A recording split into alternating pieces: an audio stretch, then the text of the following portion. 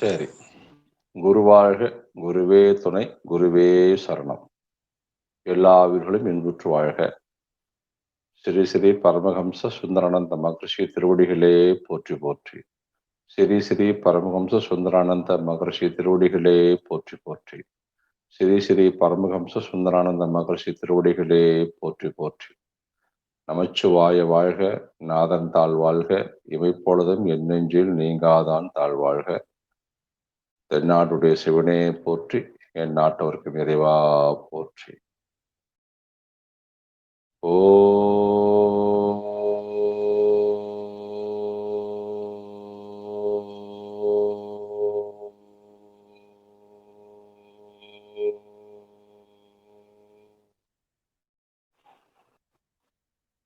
ஓ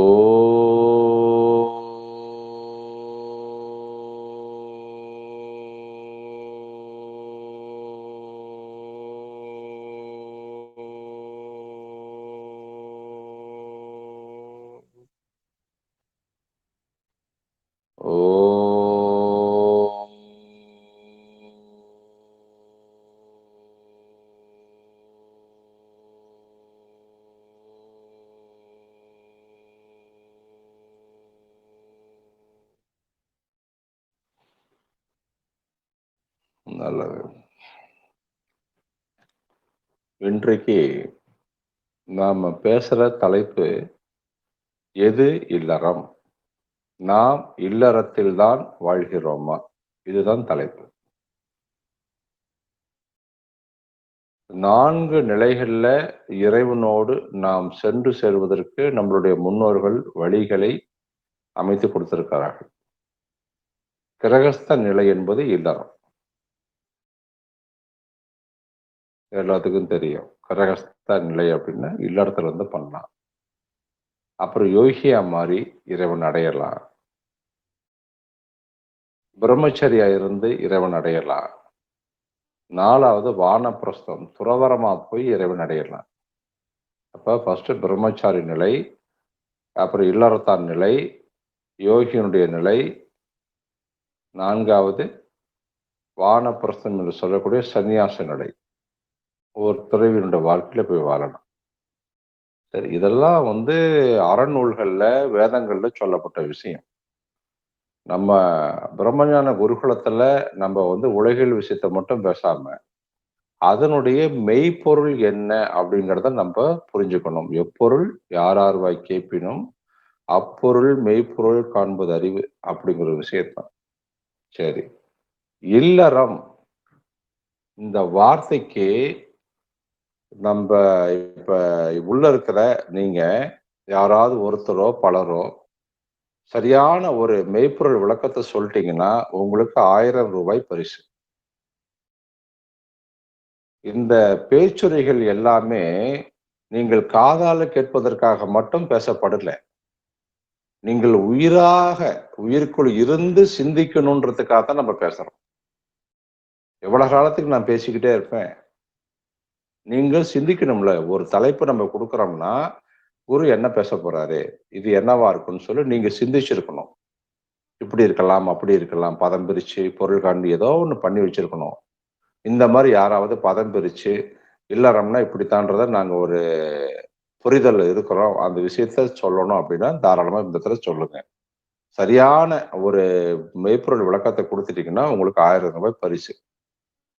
சொல்லலாம். யார் வேணாலும் சொல்லலாம்.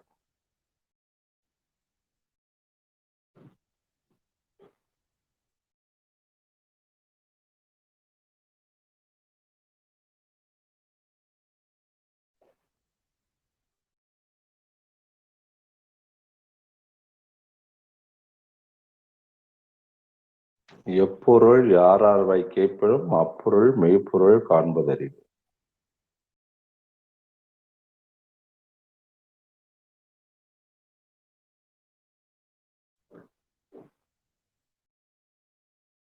ஒருத்தர் கூடவா தெரியல? என்ன ஆச்சரியம்? ஐயா திருச்சிற்றம்பலங்க ஐயா. சொல்லுங்க. என்னுடைய மனசுல படுறத சொல்றேங்க ஐயா. சரியா தவறோ எனக்கு தெரியலைங்க ஐயா. சொல்லுங்க. இல்லறம் என்பது திருமணம் செய்து கொண்டு ஒரு பெண்ணுடைய துணை கொண்டு வாழ்வது அல்ல. இது நடைமுறையில இப்போ நாம நடைமுறையில அப்படிதான் போய்கிட்டு இருக்கோம். ஆனா உண்மை மெய்ப்பொருள் அதுக்கு என்ன என்னுடைய சிந்தையில படுறது, நாம் எங்கிருந்து தோன்றினோம், அதாவது வந்த வழி ஏகுக அப்படின்னு ஒரு ஞானி சொல்லியிருக்காரு. நாம் எங்கிருந்து வந்தோம், அந்த இடத்திற்கு மறுபடியும் நாம் எப்படி போய் அங்கு நின்று வாழ்வது என்று, எங்கிருந்து வந்தோமோ அந்த இடத்திற்கு போய் நின்று நிரந்தரமாக வாழ்வதுதான் இல்லறமே தவிர, நாம் இங்க குழந்தை குட்டி பெற்றுக்கிட்டு பொருள் சேர்த்துக்கிட்டு பட்டம் பதவிகள் பதினிக்கிட்டு இருக்கிறது அல்லங்கய்யா. இதுதான் என்னுடைய கருத்துங்கய்யா. நல்லது. இவர் கருத்தை யாராவது ஆமோதிக்கிறீங்களா, இல்ல மாற்று கருத்து இருந்தா சொல்லலாம். இந்த கருத்து ஓரளவுக்கு ஏற்றுக்கலாம் ஐயா. எப்படி சொல்றீங்க ஓரளவுன்னு? இல்லைன்னா இல்லம், அறம்னா தர்மம், இல்லைன்னா வாழ்க்கை, அறம்னா தர்மம். தர்மம் நிறைந்த வாழ்க்கையாக நம்ம வாழணும்னு வரும்போது, தர்மம் அப்படிங்கிறது உண்மைத்தன்மை எது அப்படிங்கறத தெரிஞ்சு அந்த உண்மைத்தன்மையோடு கலக்கிற ஒரு வாழ்க்கையை தேர்ந்தெடுப்பது இல்லறம்னு எடுத்துக்கிட்டாங்க.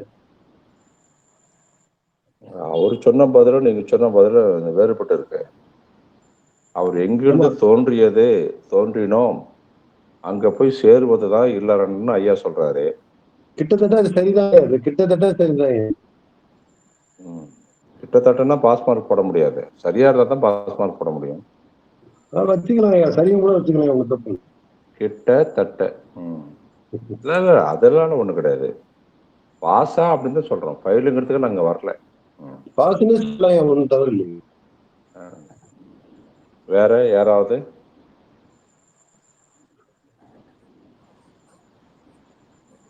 என்றைக்கு தான் நம்ம ஒரு வார்த்தையை பதம் பிரிச்சு நம்ம படிக்க சிந்திக்க கத்துக்க போறோம்?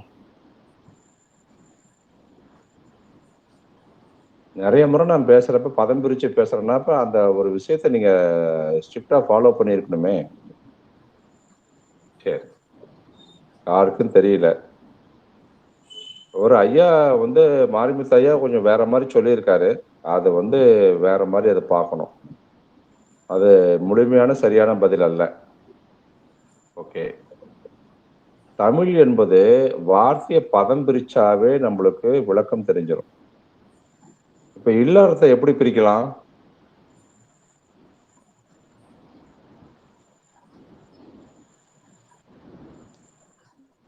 இல்லறம் பிரித்தெழுதுக. இல் கூட்டல் அறம் அப்படின்னு பிரிக்கலாங்க ஐயா. அப்படின்னு இல்லை, அப்படித்தான் பிரிக்க முடியும். கரெக்ட். இல் கூட்டல் அறன்னு பிரிக்கலாம். அறம்னா என்ன, இல்லைன்னா என்ன? அறம்னா நீதி நெறி தவறாது சத்தியத்தை கடைபிடித்து செல்லக்கூடிய பாதைங்க ஐயா. அதுக்கு அறம்னு சொல்லலாம். எது நீதி நெறி ஐயா? எது நீதி நெறி? சத்தியம் தவறாம இருப்பது நீதி நெறிங்க. எந்த இடத்துலயும் எதுக்காகவோ சத்தியம் தவறாம இருக்கணும், அதுதான் நீதி. எது சத்தியம்? எது என்று நிலைத்திருக்கிறதோ அது சத்தியம். எது என்று நிலைத்திருக்கிறது? பிரம்மங்கய்யா. எது பிரம்மம்?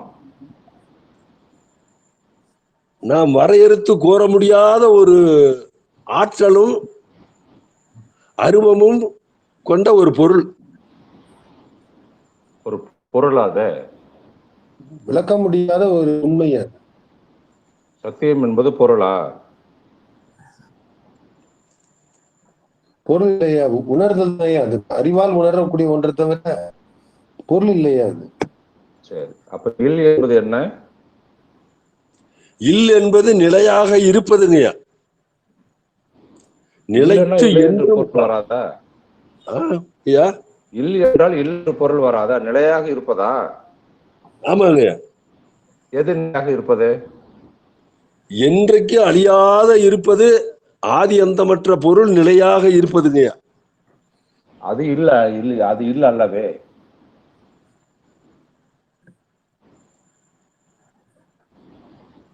ஆதியற்ற பரம்பொருளுக்கு இப்ப நம்ம வாழ்ற இல்லற வாழ்க்கைக்கு சம்மந்தமே இல்லையே. அதான் நம்ம அப்புறம் ஏன் வாழ்ற பெரியவங்க அந்த இல்லறன்னு சொன்னாங்க? நம்ம வாழ்றதே இல்லறமே அல்லைங்க. நம்ம வாழ்றது லௌகிக அப்படின்னு வெளியே வாழ்க்கைய. போய் சொல்ல முடியாது. நம்ம வெளியே போய் அதை சொல்ல முடியாது. நீங்களே இல்லறத்தார்கள் அல்ல, நீங்களே கிரகஸ்தர்கள் அல்ல, நீங்களே ஆணும் பெண்ணும் கல்யாணம் பண்ணிட்டு குழந்தை குட்டி பெற்றுட்டு பேரன் பேத்தியோட வாழ்றது எல்லாம் இல்லறம் கிடையாது. நம்ம வெளியே போய் சொல்ல முடிஞ்சா யார் ஏத்துக்குவாங்க? யாரும் ஏத்துக்க மாட்டாங்க. எல்லாமே பொய், கண்டதெல்லாம் பொய், தின்றதெல்லாம் மலமே அப்படின்னு வள்ளலாரும் சொல்லிட்டு போயிருக்காங்க. அவர் மறைபொருளா சொல்லிட்டு போயிட்டாரு. இது உலகத்துல சத்தியத்துக்கு புறம்பா பொய் தான் நடந்துகிட்டு இருக்குதுங்க. பொய் வாழ்க்கை தான் வாழ்ந்துகிட்டு இருக்கிறோம். அது இல்லறம்னு சொல்றதுக்கு அறிவு இடம் கொடுக்கலைங்க. சரி. சரி, உள்ள நம்ம போலாம், பாடத்துக்குள்ள போலாம். இல்லறம் என்ற வார்த்தை அழகான வார்த்தை. அது இல் கூட்டல் அறம் அப்படின்னு அவர் ஐயா சொன்னது அப்படிதான் பிரிக்கணும். அறத்தை இன்னும் பிரிக்கலாம். சரி, இல்லைன்னா என்ன அர்த்தம் தெரியுமா? இருக்கிற இடம், வீடு. நாம இருக்கிற இடம் எது? நாமங்கிறது இங்க உடம்பா உயிரா? உயிருங்கய்யா. உயிர் இருக்கிற இடம் எது? ஆகாயம். உயிர் ஆகாயத்திலையா? நீங்க ஆகாயத்துல இருக்கீங்க?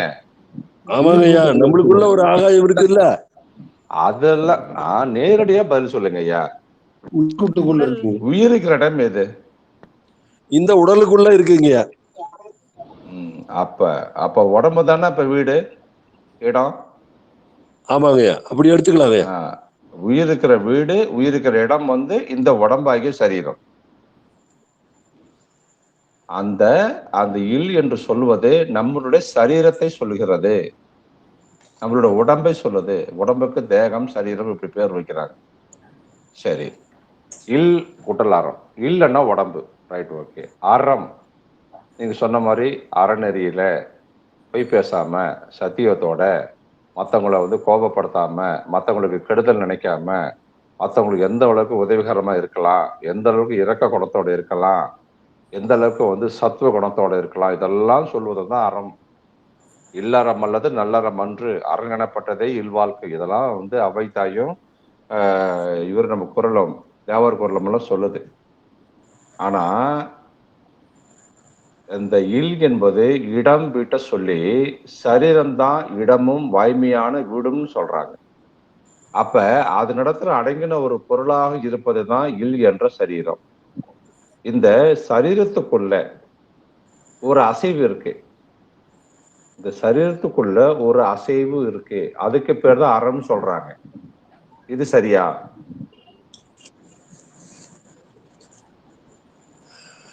சரீரத்தினுடைய அசைவுதான் அறம் சொல்றாங்க. அதாவது இல்லின் அசைவுதான் அறம். அதனாலதான் அது இல் அறம். அப்ப என்ன அசைவு? அது நாதத்தினுடைய அசைவுங்கய்யா.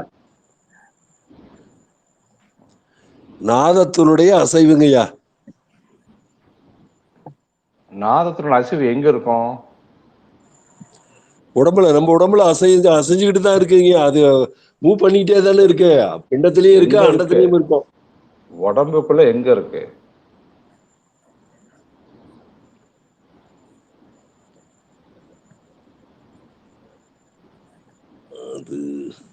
சரீரமாக்கிய இல்லின் அசைவுதான் அறம்.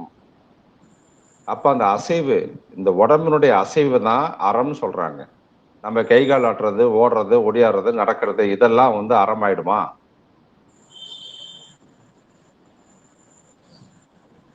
நல்லா சிந்திக்கணும். 1000 ரூபாய் பரிசு. ஐயா, அந்த அப்படி நம்ம எடுத்துக்கிட்டோம்னா மெய்ப்பொருளை தான், திருவடியை தான் சொல்லணுங்கய்யா, கண்மணியை தான் சொல்லணும். கண்மணி சொல்லலாமா? அதுதான் அசைவா? கண்மணிக்குள்ள அசைவு இருக்கு இல்லைங்கய்யா. கண்ணிமை.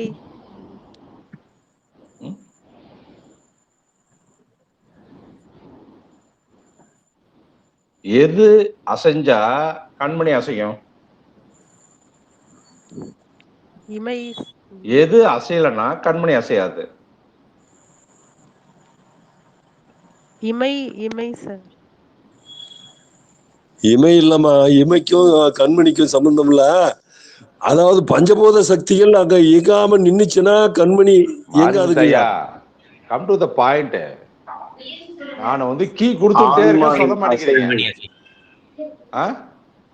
மனம் அசைந்தால் கண்மணி அசையும். மனம் அசையக்கூடாது இல்ல, மனத்துக்கு நம்மளுக்கு சம்மந்தமே படுத்தக்கூடாது. மனசை வந்து நம்ம கொண்டு விட்டு தான் நம்ம தவமே ஆரம்பிக்குது. நான் கீ கொடுத்துக்கிட்டே இருக்கேன், யாரும் உள்ள வர மாட்டேங்கிறீங்களே. கீ பாயிண்ட் கொடுத்துக்கிட்டே இருக்கேன் நான்.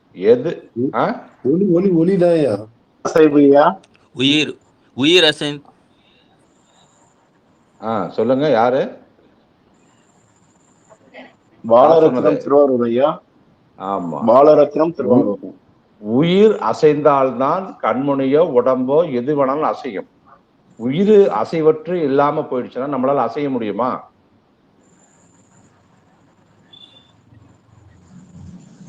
உயிர் இல்லாம நம்மளால அசைய முடியுமா ஐயா? முடியாதுங்கய்யா. உயிர் அசையலைன்னா நாம அசைய முடியாது, கண்மணியும் அசையாது. அப்ப சரீரமாகிய இல்லின் அசைவுதான் அறம் என்றால், அறம் அப்ப எதை சொல்லுது? உயிரை சொல்லு. ஏன் இப்படி அறம் வந்து நீதி நெறி சத்தியம் ஒழுக்கம் கட்டுப்பாடு இப்படி எல்லாம் சொல்றமே தவிர அறத்துக்கும் உயிருக்கு என்னையா சம்பந்தம் இருக்கு?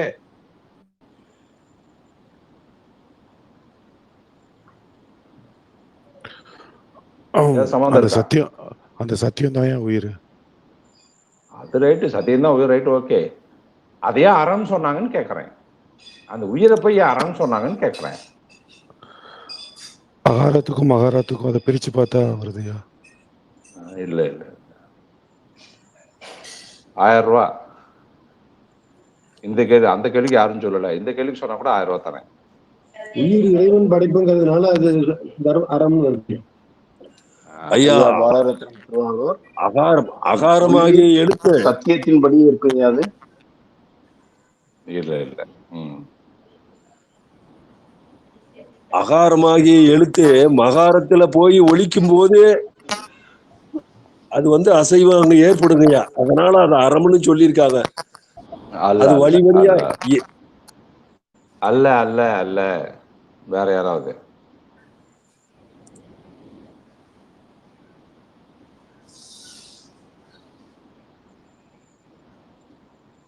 கருத்து குருநாதர் தான்.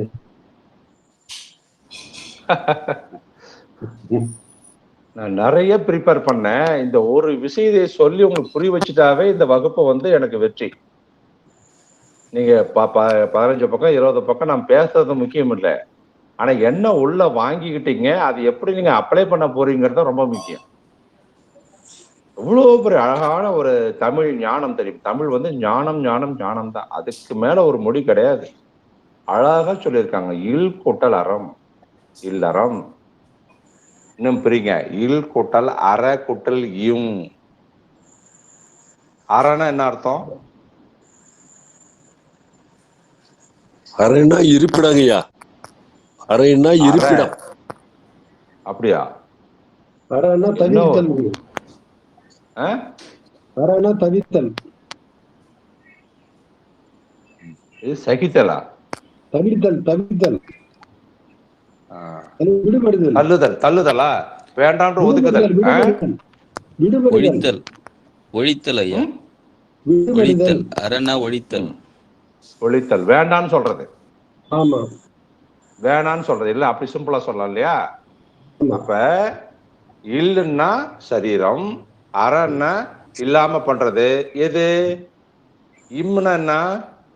மகரம். மகரமை. அந்த மகரமை எதை சொல்லுது?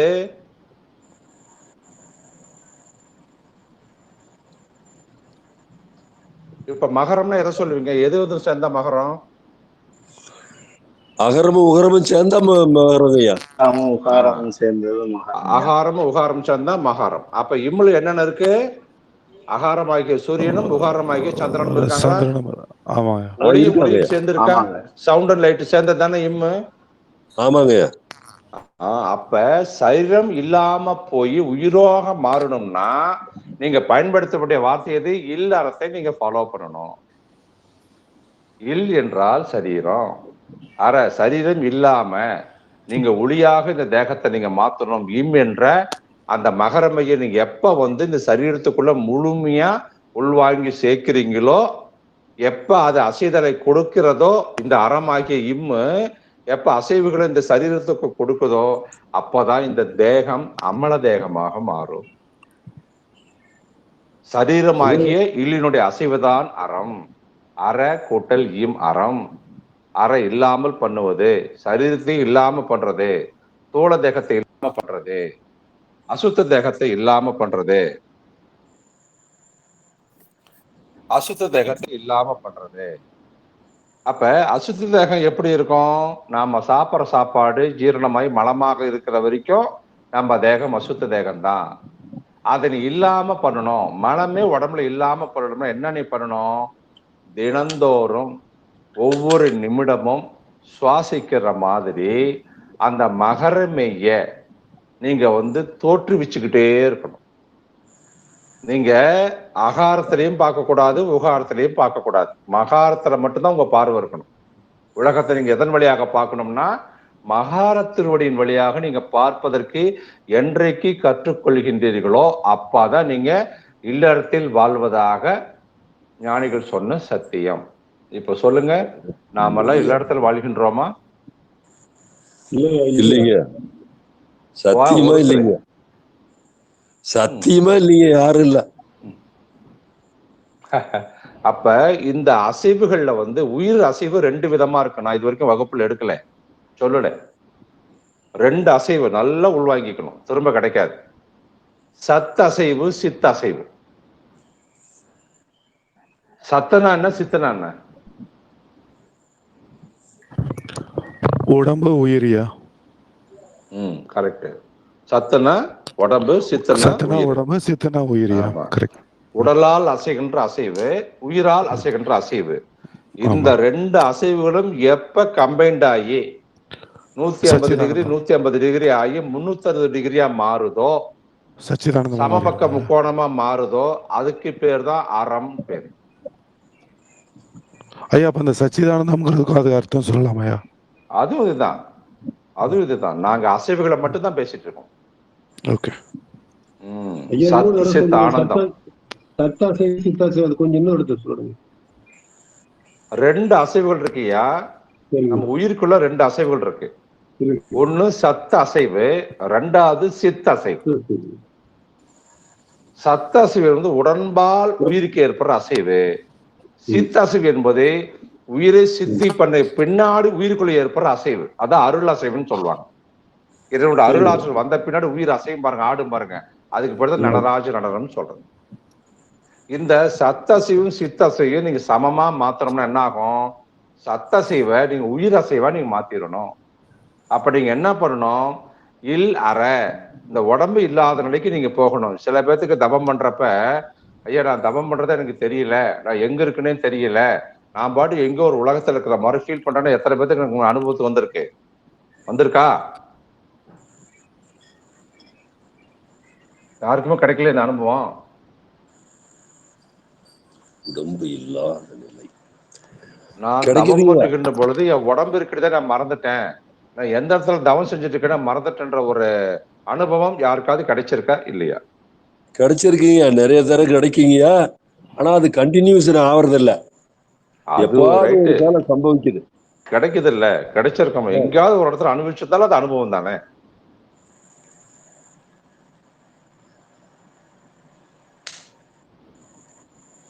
அப்ப இல் அசைவற்று இருப்பதே ஆறாது இருப்பதற்கேற்ற ஒழுக்கமே இல்லறம் இல்வாழ்க்கை. இப்ப புரியுதா? அந்த இல் அசைவில்லாம இருக்கணும், அதாவது அற்று போகாம இருக்கணும். அதுக்கு நீங்க என்ன ஒழுக்கத்தை பின்பற்றுகின்றீர்களோ அதுக்கு பேர் தான் இல்லறம். இப்ப சொல்லுங்க, எது இல்லறம்? அந்த இல்லறத்தை கற்ற ஒழுக்கம் எது?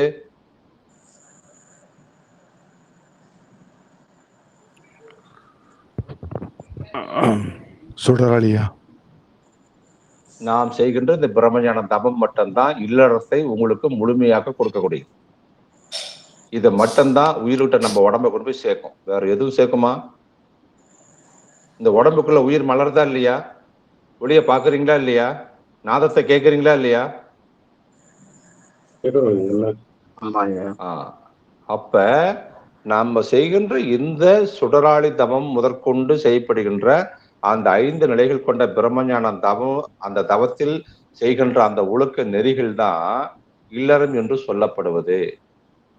ஏனென்றால் இந்த ஆகிய உடம்பு அசைவில்லாமல் இருப்பது இந்த தவத்தில் மட்டும்தான். இந்த அசைவு அறுவதற்கு ஏற்ற, ஒழிப்பதற்கு ஏற்ற செயல், ஒழுக்கம், வாழ்க்கையெல்லாம் இல்லறம் கிடையாது. இந்த ஒழுக்கத்தை பின்பற்றாத இல்லாத விஷயம்லாம் நம்ம இல்லறத்தை தான் அப்படி நம்ம சொல்லிக்கவே முடியாது. இந்த அசைவு அறுவது அற்று போவதுக்கு பேர் என்ன தெரியுமா? மரணம். யாரெல்லாம் இந்த ஒழுக்கத்தை, இந்த தவத்தை யாரெல்லாம் பண்ணாம இருக்கமோ அவர்களெல்லாம் சாவதற்கேற்ற பயிற்சிகள்ல தான் ஓடிட்டு இருக்குன்னு அர்த்தம். இந்த அசைவு ஒழிவதற்கேற்ற ஒழுக்கத்தை தான் பிறவி நெறி காட்டுவதால் தான் நல்லறம் ஆகாதெல்லாம் மரமாகும்னு சொல்றாங்க. அதனாலதான் இல்லறம் அல்லது நல்லறம் அன்று. இது அவ்வைதாய் சொல்றது. அரண் எனப்பட்டதே இல்வாழ்க்கை. இது தேவர் திருக்குறள் சொல்லுது.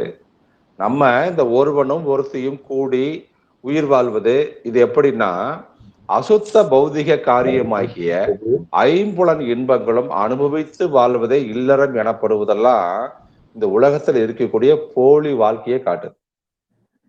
அப்ப இல்லறம் என்று சொல்லக்கூடிய அந்த வாய்மையான அரிய பெரிய ஒழுக்கத்துக்கு மாயா காரிய முன்னிலைகள், அந்த முன்னிலைகளாகிய கற்பனைகள் தலை சிறந்தனவாக இருந்துச்சுன்னா, இன்றியமையாதவாக இருந்துச்சுன்னா, நாம் உரைகின்ற அந்த வீடு, பெண்டீர், மக்கள், சுற்றம், பொருள், ஏவல், இந்த மாயா காரிய முன்னிலைகள் எல்லாம் இந்த ஒழுக்கத்துக்கு துணை கருவிகளாக தான் இருக்கு.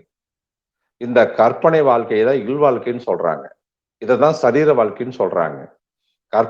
கற்பனைகளாகிய மாயா காரியங்களால அல்லாது ஏனைய தந்திரங்களாலையும் உபாயங்களாலையும் இதை வெறுத்து ஒதுக்குவதே மாயை. ஒதுக்கணும், அதை மாயை வெல்லணும். ஆனா இந்த உலகத்துல இந்த மாயா காரியங்கள் வந்து நம்மளால விடுபட முடியுதா? முடியாத காரியமா இருக்கு. அப்ப இந்த உலகத்துல ஒவ்வொரு ஜீவனும் இந்த ஐம்புல நுகர்ச்சியில போய் தான் மாட்டிக்கிறான். அந்த ஐம்புல நுகர்ச்சியில தான் கட்டுப்பட்டு அந்த கட்டை உடைக்க முடியல. அந்த கட்டை ஐம்புல நுகர்ச்சி கட்டை எவன் உடைக்கிறானோ அப்பதான் தன்னுடைய இல்லறம் என்ற அந்த ஒரு கோட்டுக்குள்ள முன்னாடி வந்து நிக்க முடியும். அப்ப ஒவ்வொரு ஜீவனுக்கும் தேக சம்பந்தம் என்ற ஒரு அந்த காம உணர்ச்சிகள் இருக்கு. தலை சிறந்து அது குடும்பத்துக்கு தேவை நம்ம சொல்லிக்கிறோம். இருந்தாலும் இந்த புணர்ச்சியிலால உணர்ச்சியும் அசுத்தமாகிய ஐம்புலன்களுக்கு தான் உட்பட்டதை அன்றி உயிர் உட்பட்டது அல்ல. இதை யாராவது மறுக்க முடியுமா? சொல்லுங்க பார்க்கலாம்.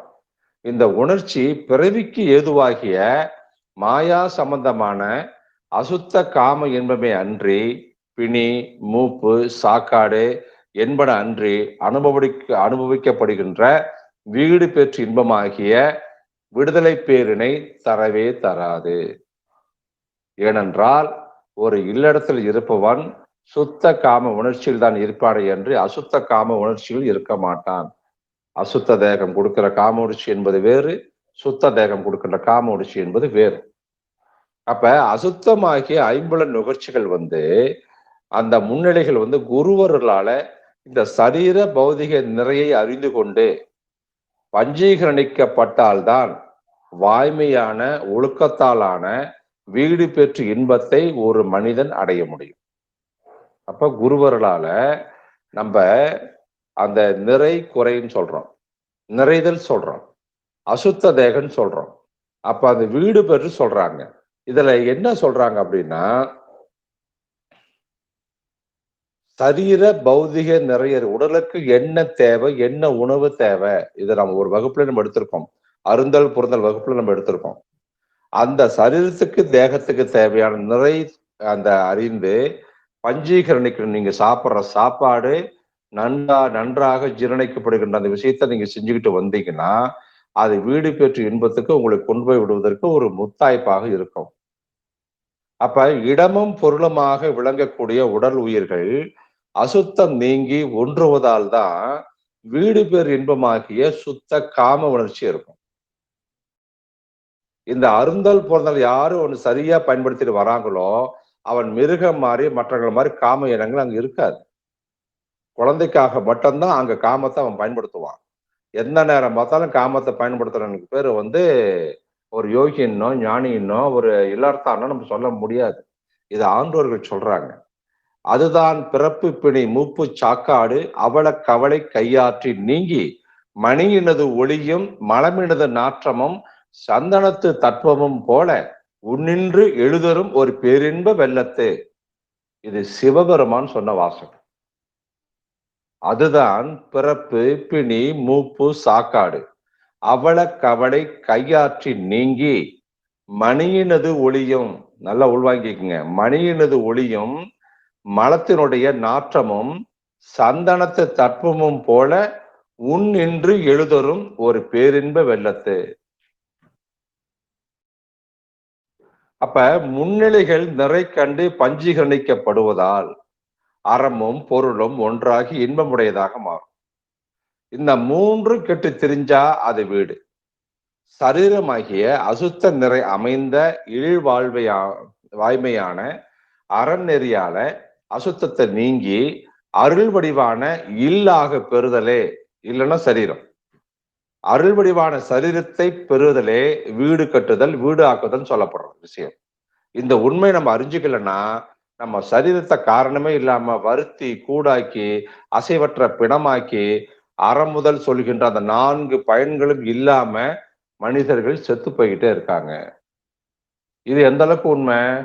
திருமங்கை ஆழ்வார் 4000 திவ்ய பிரபந்தத்துல சொல்றாங்க, திருவாய்மொழியில, ஊன் வாட உண்ணாது உயிர் காவல் இட்டு உடலில் பிரியா புலனைந்தும் நொந்து தாம் வாட வாட தபம் செய்ய வேண்டா தமதா இமையோர் உலகு ஆளகிற்பீர் காணாட மஞ்சை கடமாட மாடை கயல் ஆடு கால் நீர் புலனம் புடை போய் தேனாட மாட கொடியாடு தில்லை திருச்சித்திர கூடம் சென்று சேர்மின்களே.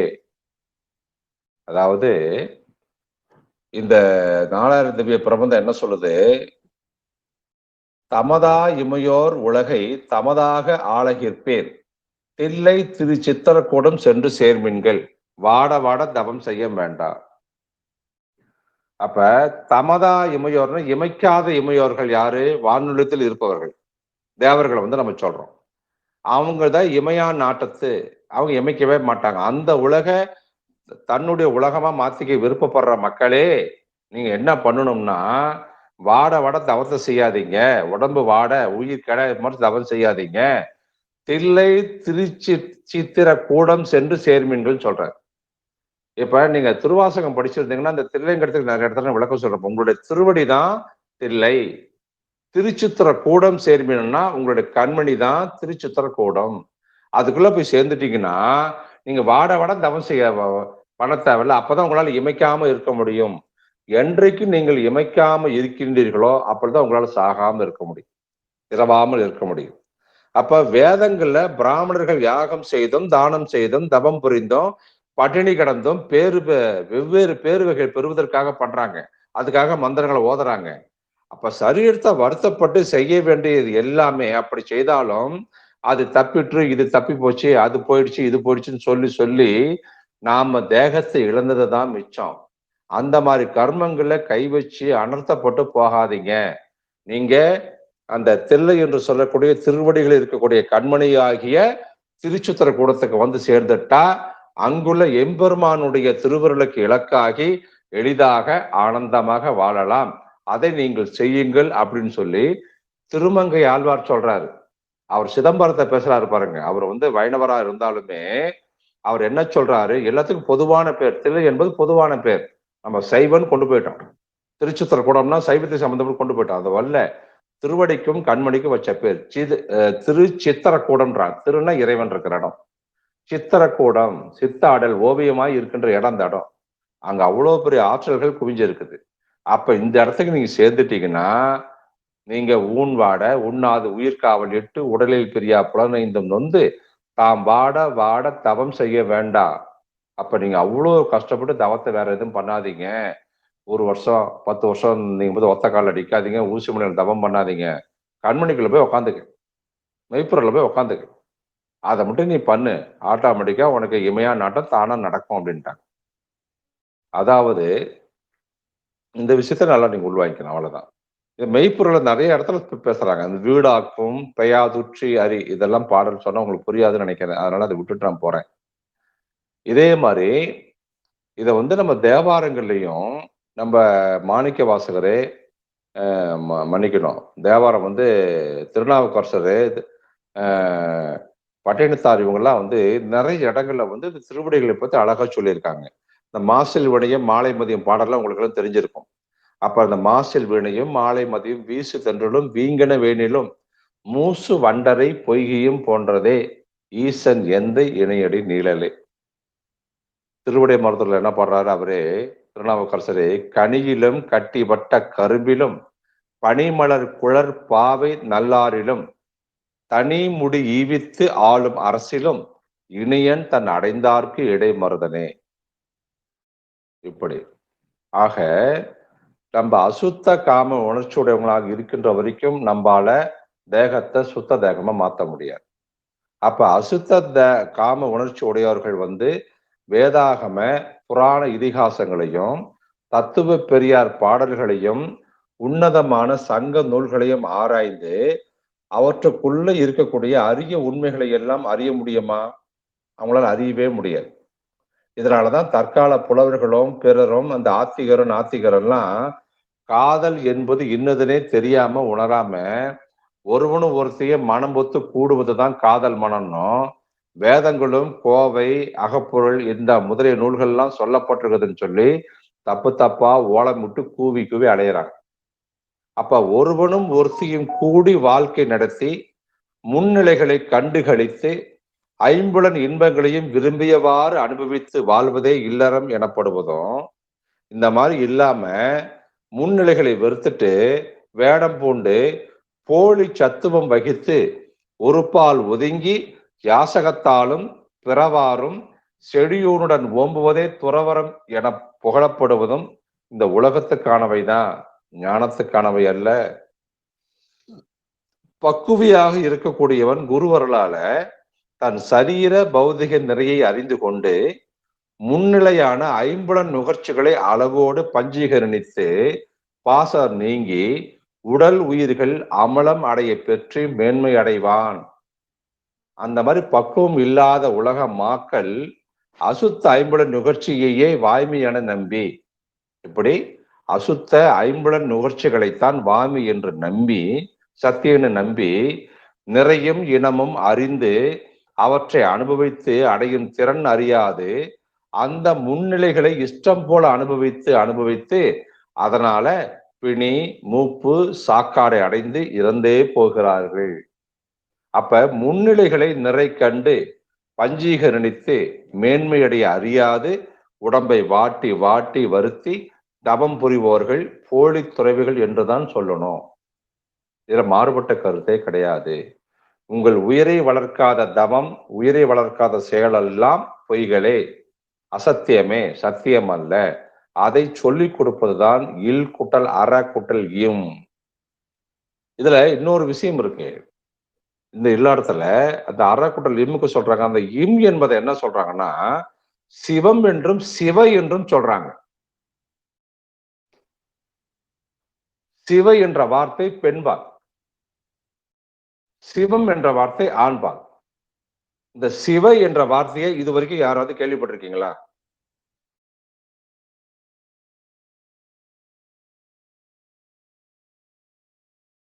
யாராவது சிவை என்ற வார்த்தை யாராவது கேள்விப்பட்டிருக்கீங்களா?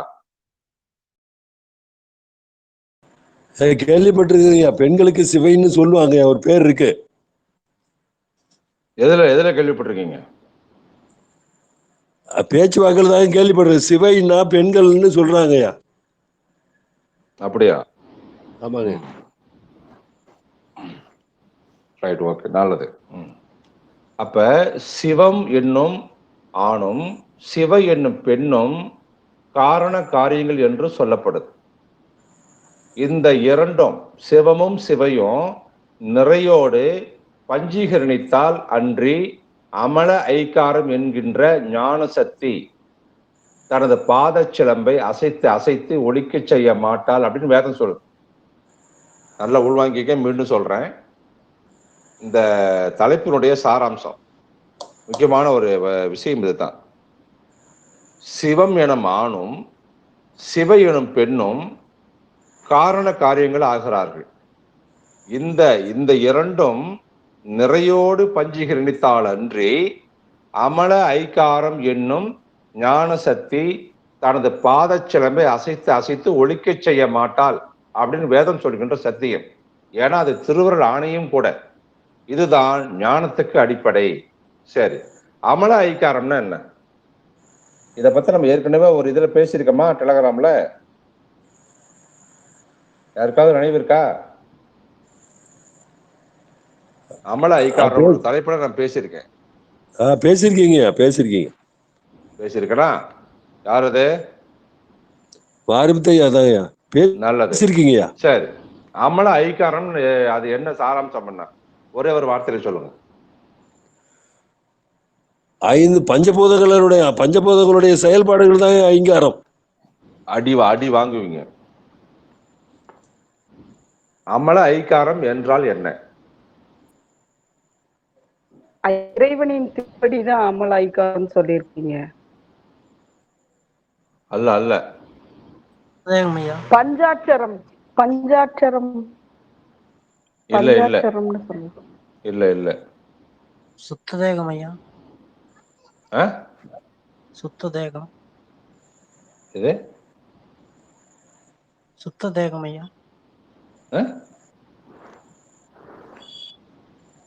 சுத்ததேகம்னு சொல்றாருங்கய்யா. சுத்ததேகம்னு சொல்றாரு. இல்ல அமல ஐக்காரம் என்றால் என்ன?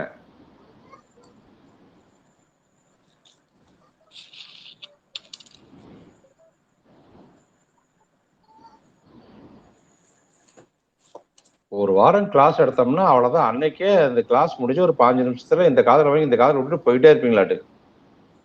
நான் பேசுற ஒவ்வொரு பேச்சும் ரொம்ப தேர்ந்தெடுத்து உங்களுக்கு எல்லாம் நான் டீச் பண்ணிட்டு வரேன். அமல ஐக்காரம்னா என்னன்னு தெரியல. அமலம்னா என்ன?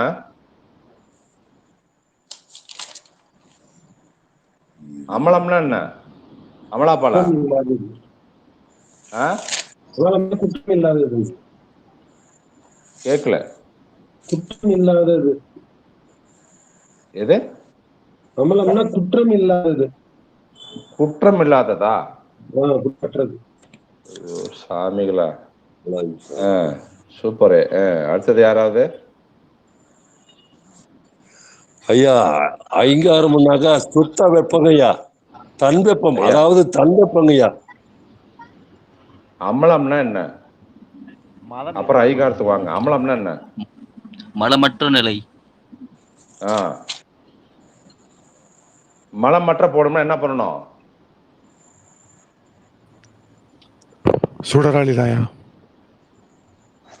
சுடராளிதான். மலமற்ற போடணும்னா என்ன இருக்கணும்? சாப்பிடக்கூடாது. சாப்பிட்டா மலம் உண்டாக கூடாது. அதாவது சுத்த தேகமா மாறணும். அமலம்னா சுத்த தேகம். அது எது பண்ணணும்? ஐகாரம் பண்ணும். ஐகாரம்னா என்ன?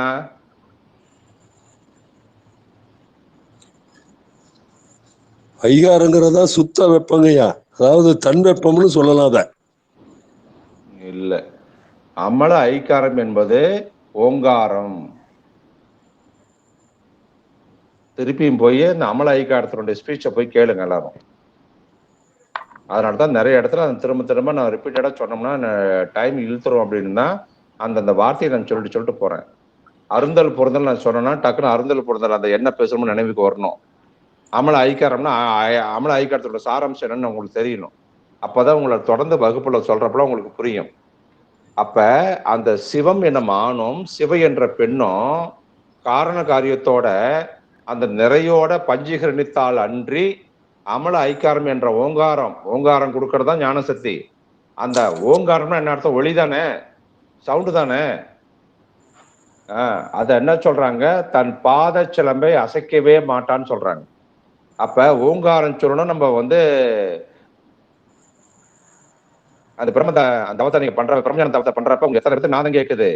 அவங்களுக்கெல்லாம் இந்த அமல ஐக்காரமாக ஞானசக்தி என்பவள் தன்னுடைய பாதச்சிலம்பை அசைத்து அசைத்து காட்டுகிறான்னு அர்த்தம். அவர்களெல்லாம் பேறு பெற்றோர். யாருக்கெல்லாம் நாதம் கேட்குதோ அவர்களெல்லாம் உள்ள இருக்கக்கூடிய வாழையினுடைய பேறு பெற்றோர்னு அர்த்தம். இதைதான் இந்த இடத்துல சொல்றாங்க. அப்ப சிவம் எனும் ஆணும் சிவ எனும் பெண்ணும் சேர்ந்து இருந்தா தான் அது வந்து இல்லறம். ஒரு ஆணோ பெண்ணோ இந்த ஆணவ மாயை கண்ப என்ற மாயா உலகளை சேர்ந்து இருக்கிறது பேரு இல்லறம் அல்ல. அப்ப சிவம் என்பது என்ன? வலது திருவடி. சிவை என்பது என்ன? இடது திருவடி. ஆனா இது தூளத்துல இருக்கிற திருவடி. நான் என்ன சொல்றேன், சூக்குமத்துல இதே மாதிரி 2 திருவடி இருக்கு. அந்த திருவடியைத்தான் ஐகாரம் சொல்றாங்க. ஐ என்றால் தோள திருவடிகளையும் சூக்கும திருவடிகளும் சேர்ந்த ஒரு இணைப்பை சொல்ற வார்த்தை. அத ஐகாரம். ஆகாரம், ஊகாரம், அகாரம், உகாரம், மகாரம், தகாரம், நகாரம், பகாரம், மகாரம், இப்படி சொல்லிக்கிட்டே போலாம். அந்த காலத்துல அந்த காரம்ன்ற ஒரு வார்த்தை அதோட சேர்த்தாங்க. அதுல விஷயம் இருக்கின்றதுக்காக. அப்ப அத வந்து அமல ஐக்காரம் என்ற அந்த ஓங்காரத்தினுடைய சக்தி இருக்கு இல்லையா, அதுதான் நாதத்தை உங்களுக்கு கொடுக்கக்கூடியவள். எப்ப இந்த 2 திருவடியும் எப்பொழுது காரண காரி என்ற ஒரு அந்த இணைப்புல இணைகின்றார்களோ அப்போதான் ஓங்காரம் என்பது தன் நாத சக்தியை, நாத பிரம்மத்தை வெளிப்படுத்தி அவங்களுக்குள்ள ஒழிக்க செய்வா, நாதத்தை கேட்க வைப்பா. அதுக்கு பேர் தான் திருவருள் ஆணை என்று சொல்லக்கூடிய இந்த இல்லறம். இந்த உலக மக்களுக்கு இந்த மன்மதத்தை பத்தி நிறைய நூல்கள் எழுதியிருப்பாங்க. அது அச்சோ பதிகம் இருக்குது நம்ம திருவாசகத்துல. தையலார் மையலிலே தாழ்ந்து விழ கடவேனை, 7வது பாடல். பையவே கொடு போந்து பாசமெனும் தாழ் உருவி உய்யும் நெறி காட்டுவித்து இட்டு ஓங்காரத்து உட்பொருளை ஐயன் எனக்கு அருளியவாறு ஆர்பெறுவார் அச்சோவே. அப்ப தையலார் மையல்னா ஆசை, காமம், மோகம். இந்த பெண்கள்கிட்ட போய் நான் ஆசையில் விழுந்து கிடந்த என்ன பையவேன மெல்ல மெல்ல கொண்டு வந்து எனக்குள்ள இருக்க அந்த பாசம் என்ற அடைப்பு, தாழ்ன அடைப்பு, இந்த பாசம் என்ற அந்த ஆசைகள் எல்லாம் உருவிட்டு உய்யும் நெறி காட்டி வித்து எதை நான் மேன்மை அடையணுமோ அந்த நெறி எனக்கு காட்டி வச்ச ஓங்காரத்து உட்பொருளை. இந்த இடத்துல வராது பார்த்தீங்களா, அமல ஐகாரம். ஓங்காரத்து உட்பொருள் தான் அமல ஐகாரம். அந்த ஓங்காரத்தின் உட்பொருள் நாதத்தை ஐயன் எனக்கு, இறைவன் எனக்கு அருளி காட்டினாரு. அந்த மாதிரி யார் நீங்க உங்களால அந்த மாதிரிலாம் பெற முடியுமா, எனக்கு ஆச்சரியமா இருக்குதுன்னு பாடுறாரு. அப்ப இந்த விஷயத்துல எவெல்லாம் பெற்றுக்கொண்டு இருக்கின்றானோ, ஓங்காரத்து உட்பொருளை யாரெல்லாம் உணர்ந்து கொண்டு இருக்கின்றார்களோ அவர்கள் மட்டும்தான் இல்லறத்தான். இல்லறத்தில் வாழ்வர்கள் அவர்கள் தான். யாரெல்லாம் ஓங்காரத்து நாதத்தை கேட்கவில்லை, இன்றைக்கு நீங்க கேட்கலன்னு வச்சுங்களேன் ஓங்காரத்து நாதத்தை, நீங்க இல்லறத்துல இன்னைக்கு வாழலன்னு அர்த்தம்.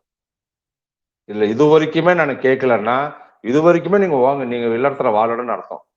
இல்லைங்க நான் தபம் செய்ய ஆரம்பிச்சதுல இருந்து தீட்சை வாங்கினதுல இருந்து இப்ப வரைக்கும் நான் கேட்டுட்டு இருக்கேன், அப்ப நீங்க இல்லறத்துல வாழ்வர்கள் அர்த்தம். இல்லறத்தில் வாழ்வும் என்பதே உலகில் வாழ்க்கை அல்ல. இல்லறத்தில் வாழ்வு என்பது உங்க உயிரோடு நீங்கள் திருமணம் செய்து கொண்டு வாழ்வது. உங்க உயிரை நீங்க கல்யாணம் பண்ணி வாழ்றதுக்கு தான் இல்லறன்னு பேரு. அதனால்தான் இல் அற இம்முன்னாங்க.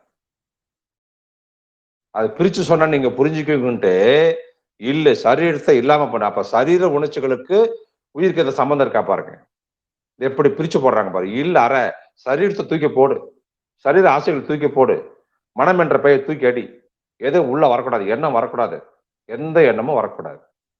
அப்பதான் இம் என்ற அந்த உயிரை உங்களால பிடிக்க முடியும். அந்த உயிர் கொடுக்குமையா நீங்க இல்லறத்துல கிடைக்கிற அந்த சுகம், அந்த காம சுகத்தையோ புணர்ச்சிகளையோ அந்த உயிரோட நீங்க சேருகின்ற பொழுது உங்களுக்கு அது கிடைக்கும். அது கொடுக்குற இன்பத்துக்கும் சந்தோஷத்துக்கும் ஆற்றலுக்கும் அளவே கிடையாது. அறுதிட்டு சொல்ல முடியாது. இப்படித்தான் அப்படித்தானும் சொல்ல முடியாது. அவ்வளோ ஆனந்தம் பொங்கிக்கிட்டே இருக்கும். இதைத்தான் இந்த பொங்கி பொங்கி பொங்கி தான் அடைஞ்ச அந்த ஒரு ஆனந்தத்தை தான் புணர்ச்சி 10 அப்படின்னு பாடினார் மாணிக்க வாசகர். அதுக்கு விளக்கம் படிச்சு பாருங்க. இது வரைக்கும் யாரும் சொல்லாத விளக்கத்தை நம்ம திருவாசகத்துல சொல்லியிருக்கோம்.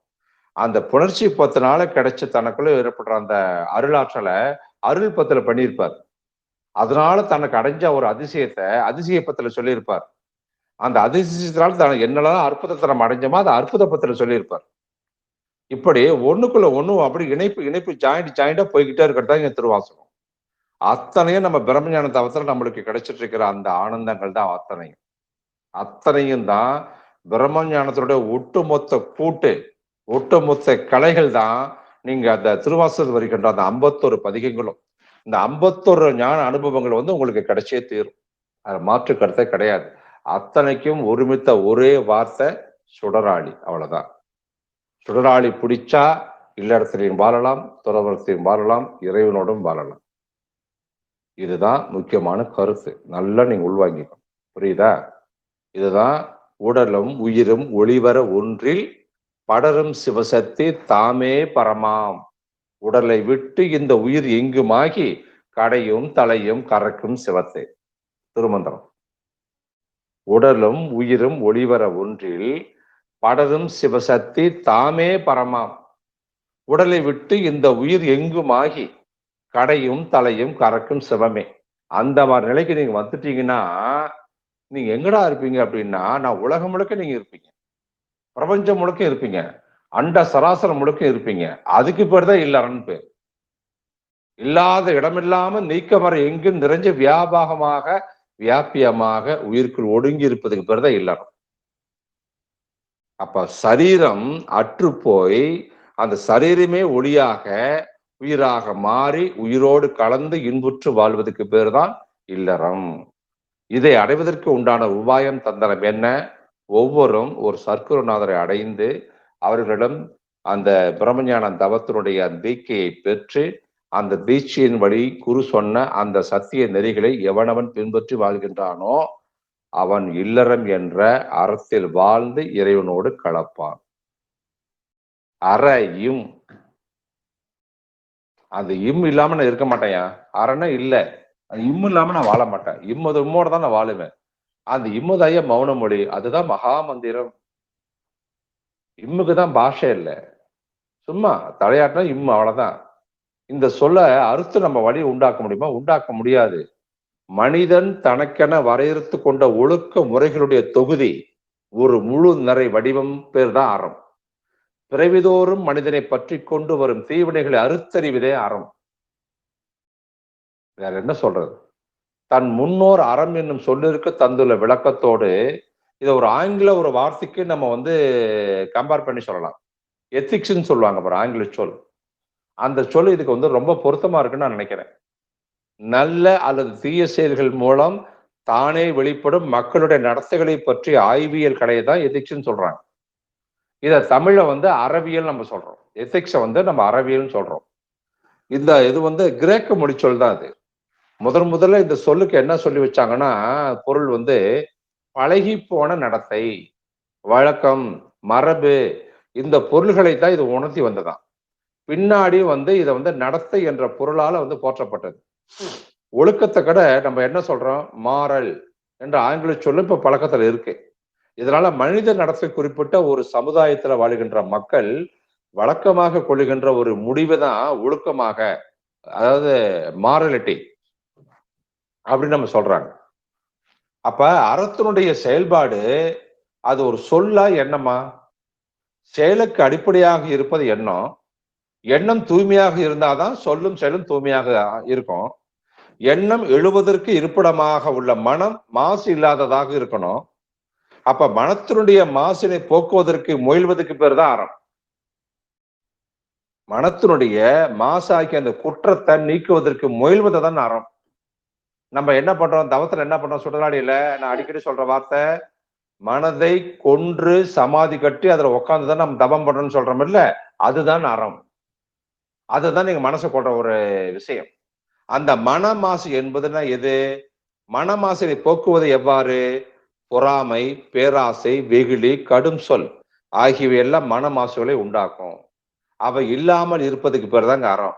இதைதான் திருக்குறள் 34 திருக்குறள் என்ன சொல்றாரு? மனத்துக்கண் மாசிலன் ஆதல் அனைத்திறன் ஆகுல நீர பெற. அழுக்காறு, அவா, வெகுளி, இன்னாச்சொல் நான்கும் இழுக்கா என்றது அறம். அடுத்த குறள். அப்ப உலகம் முழுவதும் எப்போதும் மாறாத அழியாத உண்மை கண்டு நிலையற்ற பொய்களை பெரிதென எண்ணி நிலையான உண்மைகளை விட்டு விலகி நிற்பதால் தான் அறம் பற்றி பெரிதாக யாருக்கும் தெரியவே இல்லை. நம் முன்னோர்களுடைய வாழ்வு முழுவதுமே அறத்துக்கு முக்கியத்துவம் கொடுத்து அறவழியிலே வாழ்ந்துட்டு போனாங்க நம்மளுடைய ஆதி தமிழ் சித்தர்கள் பரம்பரை. தமிழர்கள் வாழ்வானது இந்த அறம், பொருள், இன்பம் என்ற 3 கோட்பாடுகள் கட்டமைக்கப்பட்டது. இந்த 3லும் அறத்துக்கு தான் அதிக முக்கியத்துவம் கொடுத்தாங்க. அப்ப அந்த அறம் என்ற சொல்லுக்கு என்ன சொல்றாங்கன்னா, கடமைன்னு சொல்றாங்க, தர்மம் சொல்றாங்க, புண்ணியம், அறக்கடவுள், அறச்சாலை, தர்ம தேவதை, ஞானம், நல்வினை, நோன்பு, இப்படி எல்லாம் அகராதிகள் சொல்லுது. நிலையான உண்மையோடு இணைந்து எப்போதும் அந்த உணர்வோடு இருப்பதுதான் உண்மையான இயல்பு. இதுக்கு பேர் தான் அறம். மேலும் அந்த அறத்தை என்ன சொல்லலாம், ஒழுக்கத்தோடு வாழ்வதுன்னு சொல்லலாம். அப்ப அந்த அறமானது ஒரு சமூகத்துல எவ்வாறு நடக்கணும்னு சொல்லுது. இங்கு சமூகம் என்று சொல்லப்படுவது உலகியல் வாழ்க்கை அல்ல, நம்ம மெய்யடியார்களோட சமூகத்தை சொல்கிறது.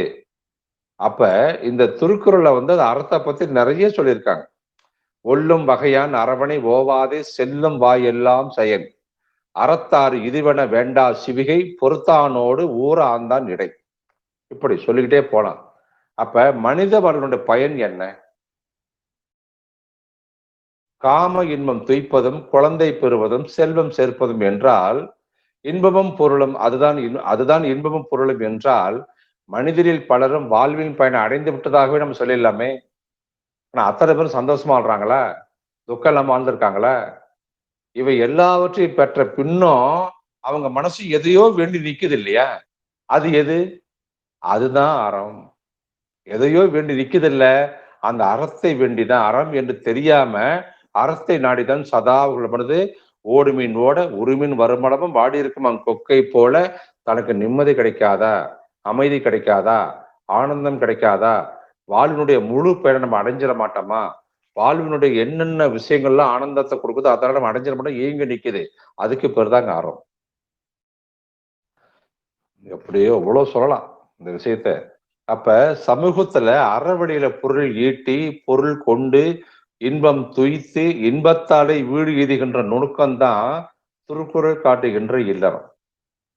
அறவழியில் பொருள் ஈட்டி பொருள் கொண்டு இன்பம் துய்த்து இன்பத்தாலே வீடு எய்தும் நுணுக்கம்தான் திருக்குறள் காட்டுகின்ற இல்லறம். இளவயதில் துறவு பூணுதல் கடினம்தான். குடும்ப வாழ்க்கை ஏங்க நேரலாம். ஆனா தவறான அறமற்ற வழியிலும் போயிட்டு நேரடிலாம். ஆனா அறவழியில் வாழ்ந்து அனுபவித்து பின் முதுமையில் துறவு போதல் எளிதுதான். ஆனால் அறத்துப்பாலில் இல்லறத்தை அடுத்து அவர் துறவரத்தை தான் இயலாக வச்சார். இல்லறத்தை கடந்து துறவரத்தை தான் அவர் வச்சார். அப்ப அறம் என்பதற்கான வரையறையும் இலக்கணமும் சான்றும் இறைமை என்பதால் அறத்துப்பாலில் கடவுள் வாழ்த்தை முதல் அதிகாரமா வைக்கிறார் திருவள்ளுவர்.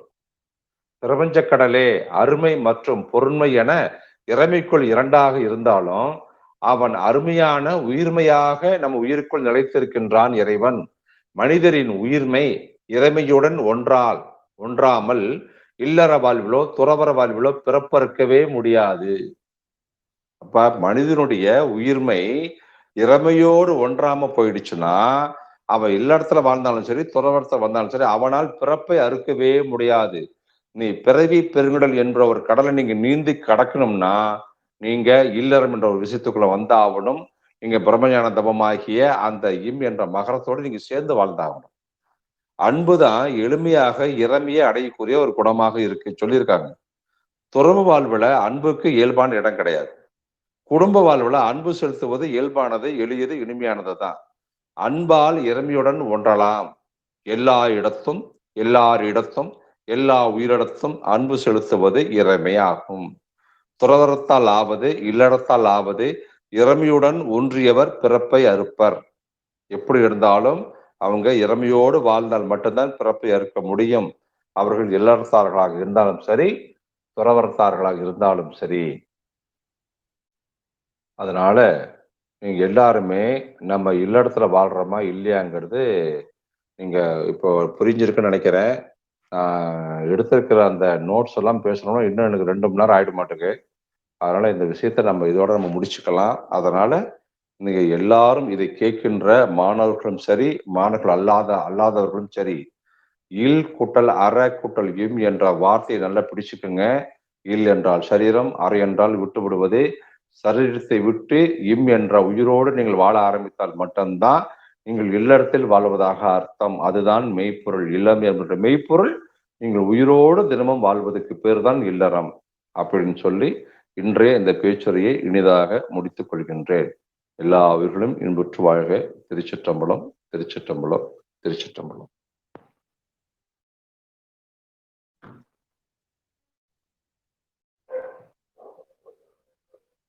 பேசுவார்கள் பேசலாம் ஐயா, கேட்பவர்கள் கேட்கலாம். யாருக்காவது புரியலன்னா கேளுங்க ஐயா. திருச்சிற்றம்பலங்க ஐயா. இதுதான் எனக்கு விளக்கம், இவ்வளவு விளக்கம் எங்களுக்கு தெரியாதுங்க ஐயா. நாங்க ஏன்னா எல்கேஜி யூகேஜி படிக்கிறவங்க தானே, அதனாலதான் முன்னாடி இருந்த இடத்துக்கு போறோம் இல்லறம்னு சொன்னதுங்கய்யா. இல்லறத்துக்கு இவ்வளவு விளக்கம் இருக்குதுங்கிறதே இப்பதான் புரியுதுங்கய்யா. ஐயா சொல்றது தெல்ல தெளிவா விளங்குதுங்கய்யா. நல்லது.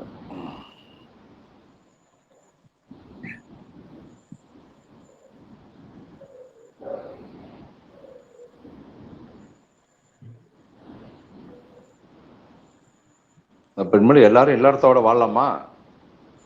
வாழலாம். இனிமேலாவது இனிமேலாவது இனிமேலாவது இல்லறத்தோட வாழணும். இல்லறத்தோட வாழ்வதுன்னா என்ன?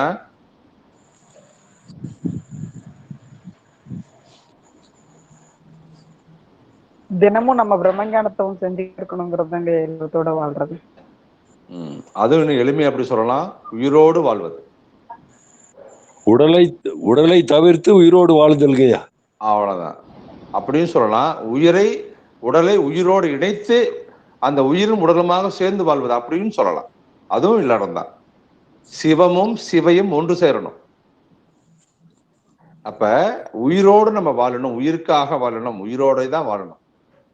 இது வரைக்கும் நம்ம உயிரோட வாழ்ந்திருக்காமா? வாழல. அப்ப நம்ம இல்லறத்தார்கள் கிடையாது. ஐயா இப்பதான் நான் வாழ ஆரம்பிச்சுட்டேன், அப்ப நம்ம இல்லறத்தார்கள். இல்லறம் என்றது நம்ம வாழ்ற கணவன் மனைவி குழந்தை குட்டி பேரம் பேத்தி இதெல்லாம் அல்ல. உங்களுடைய சிவமும் உங்களுடைய சிவையும் ஒன்று சேர்வதுதான் இல்லறம். அதுதான் அகாரம் உகாரம் பண்ற விஷயம். அதுதான் அகார திருவடியில கவனம் வைக்கின்ற பொழுது உகார திருவடி தானாக வந்து சேர்ந்து இம் என்ற மகார திருவடி தோன்றுதா இல்லையா? அந்த இம் எப்ப ஒளி பெறும், நாதம் பெறும்? ரெண்டும் சேர்றப்பதான் நாதங்கள். அப்படித்தானே வருது?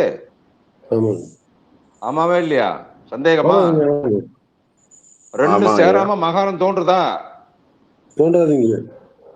அப்ப எப்படி அந்த இம் என்ற மகரத்தை எவ்வளவு முக்கியத்துவம் கொடுத்துருக்காங்க பாத்தீங்களா? இம்ம பிடி, எல்லாத்தையும் பிடிச்சாரோம். இம்ம விட்டா எல்லாம் போச்சு. இம்ம பிடிச்சா நீங்க உயிரோட இருக்குன்னு அர்த்தம். இம்மு விட்டுட்டேன். இம்மு அதுக்கு என்ன அர்த்தம்? இம்முன்னு எதுக்கு சொல்லுவோம்? ஆமான்றதுக்கு சொல்லுவோம். இல்லைங்கிறதுக்கு நம்ம இம் சொல்லுவோமா? சொல்ல மாட்டோம். சொல்ல மாட்டோம். இம்முன்னா ஆமா அதை ஏத்துக்கிறேன்னு அர்த்தம். எப்படி ஏத்துக்கணும்? உங்க உயிரோடு வாழ்வது, உயிரோடு சேர்ந்து வாழ்வது, அதுக்கு பேர்தே உண்மையான புணர்ச்சி. அதுக்கு பேர் தான் உண்மையான சுத்த காமம். நம்ம பண்றதுக்கு வந்து அசுத்த காமம். சுத்த காமம் என்பது என்ன? உயிரோடு சேர்ந்து புணர்ந்து வாழ்வதுக்கு பேர் தான் சுத்த காமம் பேர். ரெண்டுக்கும் விஷயம் இருக்கு. இப்ப தவத்தை யாராரு பிரம்மஞான தவத்தை யாரெல்லாம் பண்ணுகின்றார்களோ நீங்க சுத்த காமத்தோடு இது இறைவனோட அந்த இறைவனோடு வாழ்ந்துட்டு இருக்கீங்கன்னு அர்த்தம். இது செய்யாதவர்கள் எல்லாம் அசுத்த தேகத்தோட தான் வாழ்ந்துட்டு இருப்பாங்க. சுத்த தேகத்துக்கு நீங்க மாத்தணும். அமல ஐக்காரம் வரணும். உங்கள் தேகம் அமல ஐக்காரம், அதாவது மலமற்ற உடலுக்கு நீங்க போகணும்னா தினந்தோறும் நீங்க ஓங்காரத்தை உச்சரிச்சாகணும். ஓங்காரத்து உட்பொருளை சொன்னா மாணிக்கவாசகர் சொல்றாரு இல்ல, அச்சோபதிகத்துல 7வது பாட்டு என்ன சொல்லுது? தையலார் மையலிலே தாழ்ந்து விட கடவேனை பையவே கொடுபோந்து பாசமெனும் தாழ்வுருவி உய்யும் நெறி காட்டி வித்துட்டு ஓங்காரத்து உட்பொருளை. அவர் ஏங்க இந்த ஓங்காரத்துக்கு கொண்டு வந்து காட்டுறாரு? ஐயன் எனக்கு அருளியவாறு இறைவன் எனக்கு கொடுத்த மாதிரி யாருக்கு கொடுத்திருக்க முடியும் பிடிக்கிறது. அப்ப ஓங்காரத்து உட்பொருள் அமல ஐக்காரம் எப்பொழுது ஒதுக்கம்னா இந்த 2 திருவடிகளும் ஒன்றிணைந்து இம் என்ற மகரமை தோன்றுகின்ற பொழுது அந்த இடத்துல நாதம் கிளம்பும், நாதம் கேட்கும். நாதம் கேட்கணும். தினந்தோறும் இந்த சுடராளி தவத்தை பண்ணுகின்ற பொழுது நாதம் கண்டிப்பாக கேட்கும். அந்த நிலைக்கு உங்களை நீங்க உயர்த்தி இருக்கணும். ரைட்டா? நல்லது.